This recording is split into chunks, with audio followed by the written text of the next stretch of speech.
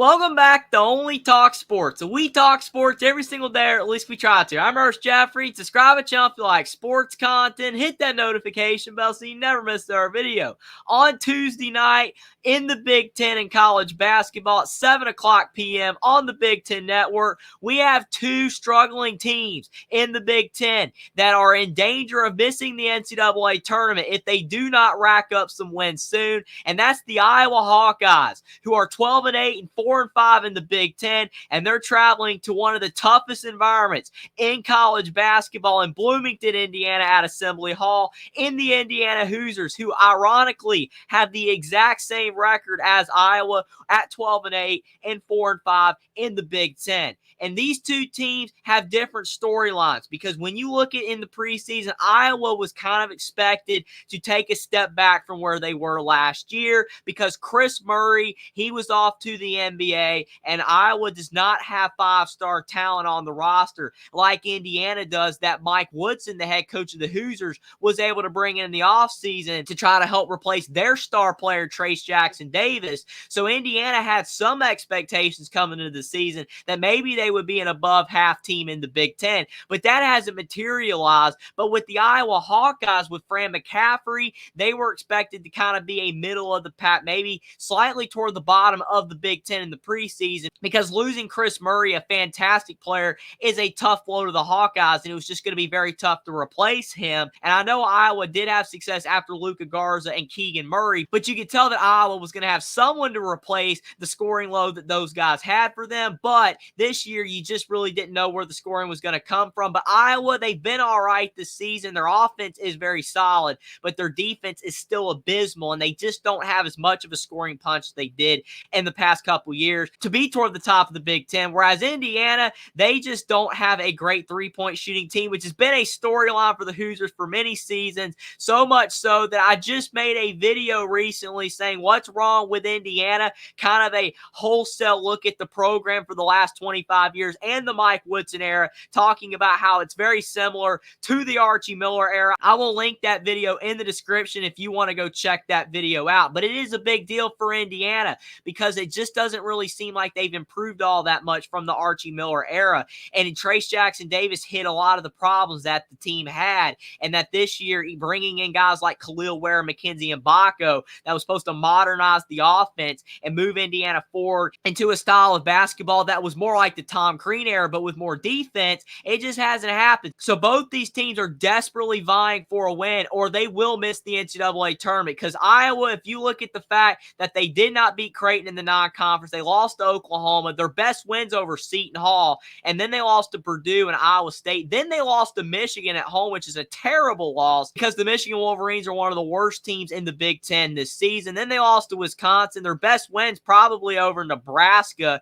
in the Big Ten so far. They did beat Minnesota on the road as well, so that's solid. Then they got revenge at Michigan. So they are playing a little bit better lately, which is a good sign for the Iowa Hawkeyes, but they still got some tough games coming up against Wisconsin, Michigan State, and Illinois twice, and Northwestern. So if the Iowa Hawkeyes can go to Assembly Hall and get a win at Indiana, that would work wonders for their NCAA tournament resume, because Indiana, even though they're not going to be a quad one win for Iowa because Indiana's outside the top 75 in the net, Iowa's resume outside of that Michigan loss isn't too bad. They're 58 in the net right now, which is around the area for a bubble team. Iowa is on the wrong side of the bubble, but they are in better shape than Indiana right now. As you can see, they're 4-0 in quad 2 games, so a win over Indiana would put them at 5-0, and they have that bad loss to Michigan, and they're 0-6 in quad 1 games, so they're going to have to find a way to get a win somewhere against a better team. Because if you look at Indiana, the Hoosiers are 97 in the net right now, which is much worse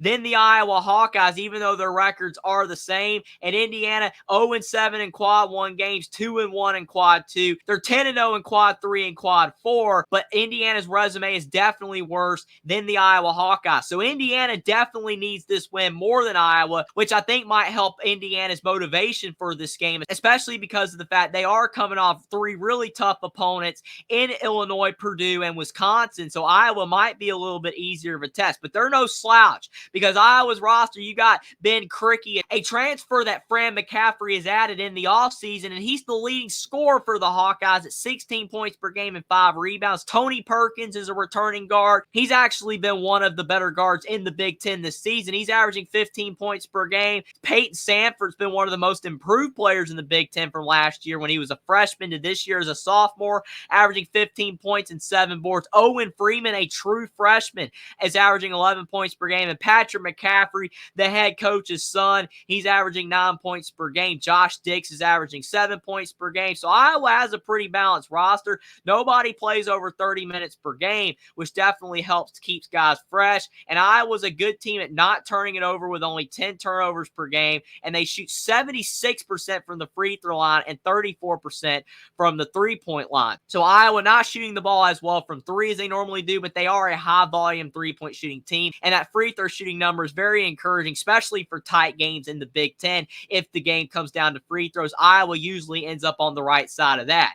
Indiana, if you look at their schedule, they've had a lot of ups and downs like the Iowa Hawkeyes, but they just don't really have that signature win. You see the losses to Auburn and Kansas and Purdue and UConn. They just couldn't get any big wins. And this three-game gauntlet of top 11 teams with the Wisconsin Badgers, Illinois Fighting Illini, and the Purdue Boilermakers, Indiana was slightly competitive against Wisconsin, and they were competitive against Illinois, but just could not get a win. And as you can see, they still got games left at Purdue and against Wisconsin and Michigan State. So Indiana has to start racking up some wins sooner. They're going to run out of chances to make the NCAA tournament. A win over Iowa at home, while not going to really move the needle for their NCAA tournament resume, it would be a quad 2 win since Iowa's top 75 in the net and one of their better wins of the season, and possibly could help them get back on track to maybe get back in the NCAA tournament bubble conversation. And Indiana's roster has the talent to get the job done. And I've mentioned this before throughout the season that talent's not an issue for Indiana. Malik Reneau averaging 17 points per game. He's much better this year than he was as a freshman, kind of like how Peyton Sandfort's improved for Iowa. Khalil Ware is averaging 14 points per game and 9 boards. He's been banged up lately. He could possibly play in this game, but he is questionable. Mackenzie Mbako's been playing much better lately for Indiana. He's averaging 11 points per game and 4 boards. He's the Hoosiers' best three-point shooter, even though Indiana was not able to hit a three against the Illinois Fighting Illini, but that game was on the road. Indiana does shoot the three ball a little bit better at home. Trey Galloway's averaging 10 points per game. Xavier Johnson is averaging 8 points per game, and he is the key player for Indiana. He has to go out there, start playing a lot better than he has lately. He's been injured the last 2 years. He's gotten into some trouble with some flagrant fouls. If Xavier Johnson can get back to the version of himself the way he was playing 2 years ago for Indiana when he was averaging around 14 points per game, that could help Indiana get some wins down the stretch of the season. Indiana's bench really does struggle to produce, and as you can see, they are a terrible free throw shooting team at 65.9%, and they only shoot 33.1% from three on a low volume, and they average 12 turnovers per game, so they are more turnover prone than Iowa. Their three-point shooting's not great, and their free throw shooting's bad. So if the game comes down the wire, it's kind of tough to trust the Hoosiers to knock down their free throws down the stretch, although being at Assembly Hall will definitely help out the Hoosiers in that regard. But you also look at the fact that Iowa has won the last 4 games versus Indiana as well. Indiana has not beaten Iowa since the 2021 season. So Mike Woodson, in his 3rd season in Indiana, has never been able to knock off the Iowa Hawkeyes, even in Bloomington, Indiana. They had a shot last year at home, and Iowa was able to win the game. So based off all the stats that we have just looked at, who do I think is going to win this game in the Big Ten? Both these teams need a win to try to help themselves get back into the NCAA tournament conversation. Like I said, Iowa's in a better spot than Indiana. Their net ranking's better, around 40 spots better. Their resume, although they do have 2 quad 3 losses, they have more quad 2 wins than Indiana does. The Hoosiers don't have any really bad losses, but they have 0 good wins, and their best win of the season, that was over the Ohio State Buckeyes, that's regressed. So now their best win's probably over Minnesota. Indiana's really desperate, and I do believe that their last 3-game stretch against Purdue and Illinois and Wisconsin, where they had to go through the 3 toughest teams in the Big Ten back to back to back, maybe that will make the Hoosiers battle tested. And you saw that they did play better in each of those games. They played the worst against Purdue, then they played all right against Wisconsin, and much better against Illinois. And now that they're back at home with their home crowd that you know is going to be a sellout crowd, it's going to be tough for the Iowa Hawkeyes in that environment to get the job done. Iowa is a really good offensive team, like normal under Fran McCaffrey. He's always done a good job in that department, and Fran McCaffrey is no pressure for his job even if Iowa doesn't make the NCAA tournament this season, because Iowa's a very consistent program. They know that sometimes you're going to have a down year, and as long as Fran McCaffrey gets them to the tournament in a year or two, they should be fine. But for Mike Woodson, his seat's getting hot in Bloomington, Indiana. They've got way more expectations than Iowa, and the Hoosiers have a really talented team. They don't shoot threes or at the free throw line very well, but I believe Indiana being back at home and going through that tough stretch, they're going to find a way to knock off the Iowa Hawkeyes for the first time in 5 games, and they're going to beat Iowa 77-74 for Mike Woodson to get his first win over Iowa and Indiana to get back to 500 in the Big Ten and help out their weak NCAA tournament resume, get probably one of their better wins of the year to possibly help themselves get back in the conversation for the NCAA tournament. But this should be a very interesting game between Iowa and Indiana. They always are. These two teams have contrasting styles. Back in the Tom Crean era at Indiana, both teams were running guns, shooting a bunch of threes, but Fran McCaffrey stayed that way. And Peyton Sanford and Tony Perkins and Ben Crickey, they're going to go out there and have big games on offense. But I do believe Indiana's defense will step up just enough, and that home crowd at Assembly Hall is going to play a big factor. And Mike Woodson is going to get his team ready to go, knowing that if they do not get this win, Indiana might be out of chances to make the NCAA tournament because their net ranking will fall under 100